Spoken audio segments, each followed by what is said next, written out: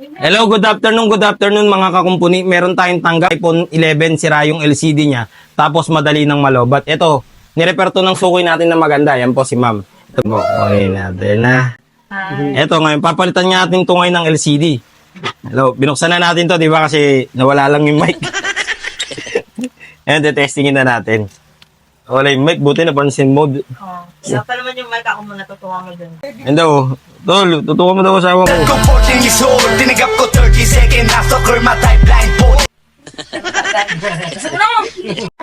Pre, may alam ka bang pagawa ng cellphone? Oo, pre, sa Shino Marian's Repair Shop sa gagalangin dun. Magaling dun. May mga gusto pa pang ipagawa. Ayun po, okay na po, nagawa na natin yung iPhone 11 na sira yung LCD, tsaka yung battery. Ito po, ibibigay na natin to kala madam. Yan. Ito po. Ayan na, makabagi ako sa'yo ah. Ayan. So, okay kasi natin to, marami na tong pinagawa sa atin.